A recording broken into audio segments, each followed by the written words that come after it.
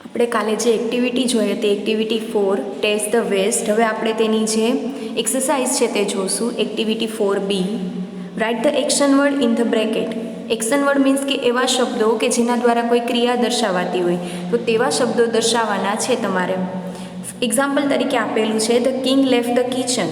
The king એટલે કે રાજા, left the kitchen તેઓ કિચન છોડીને ચાલ્યા ગયા. તો છોડવું એક ક્રિયા છે, લેફ્ટ એટલે કે છોડવું. તો આન્સર શું આવશે એક્શન વર્ડ તરીકે?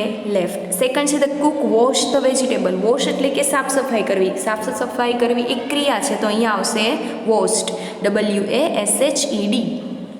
થર્ડ છે the cook poured a few spoonful of coconut oil. The cook એટલે કે રસોઈયો હતો તે પોર્ડ એટલે કે રેડવું. તો રેડવાની એક ક્રિયા થઈ, તો POURED એ તમારો જવાબ છે એક્શન વર્ડ, POURED. ફોર્થ છે the cook ground some fresh coconut, green chillies and garlic together. Cook ground એટલે કે ક્રશ કરવું, પીસવું. તો તે એક પ્રકારની ક્રિયા થઈ, તો તમારો આન્સર છે ground, GROUND. The cook decorated the dish. The કુકે ડેકોરેટ કરવું મીન્સ કે શણગારવું, તો એક ક્રિયા થઈ વિથ કરી લીવ્સ. કુક હતો તેને કરી લીવ્સની મદદથી, લીમડીના પત્તાની મદદથી ડીશને શણગારી, તો DECORATED. તો એ ડેકોરેટેડ તમારું શું છે? એક્શન વર્ડ છે. નેક્સ્ટ છે મહારાજા wanted sum fresh dishes four guest.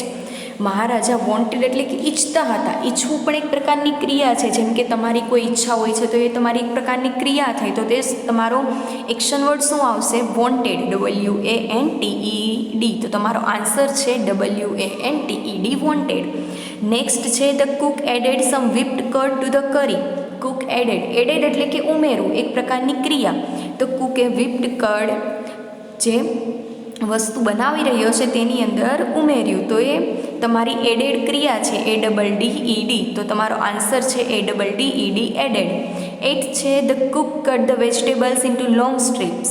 The cook cut, જે કુક છે, જે રસોઈયો છે, તેને કટ એટલે કે કાપવું. તો તેને વેજીટેબલ્સ છે તેને લાંબી પટ્ટીમાં કાપ્યું હતું, તો કટ કરવું એ તમારી ક્રિયા છે, તો એક્શન વર્ડ્સ આવશે CUT, કટ. 9th છે avial became famous all over Kerala.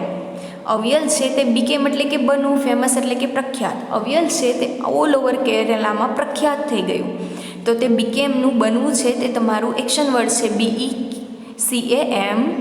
10th છે Maharaja personally came to the kitchen.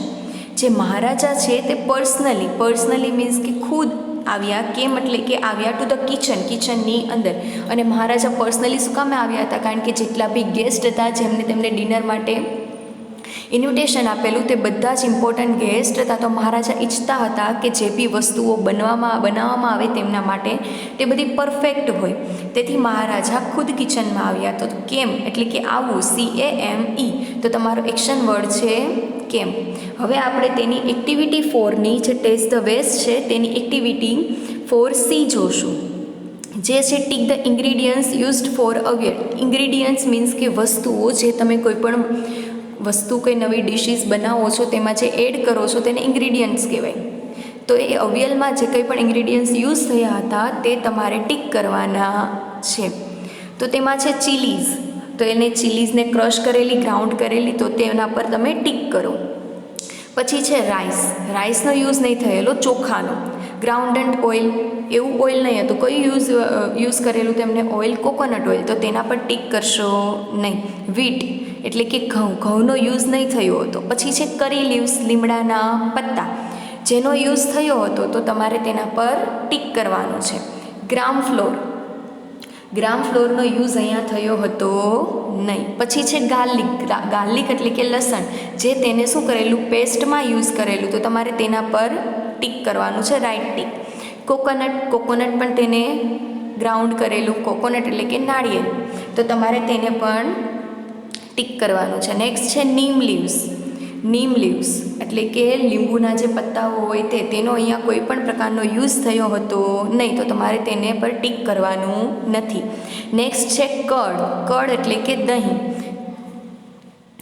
તો કર્ડ તમારે જોયું હશે તમે કે વિપ્ડ કર્ડ તેને યુઝ કરેલું કરીની અંદર એડ કરેલું, તો તમારે તેના પર ટીક કરવાનું છે. નેક્સ્ટ છે ગ્વાવા.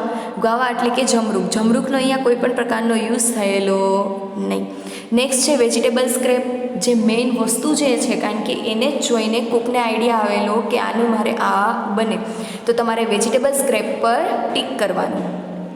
ધેન છે activity 4D, write true and false.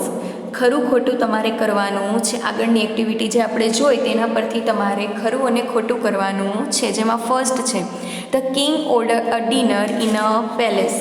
રાજાએ ડિનર માટે પેલેસ એટલે કે તેના જે રાજમહેલ છે તેની અંદર ઓર્ડર આપેલો, તો રાઈટ છે.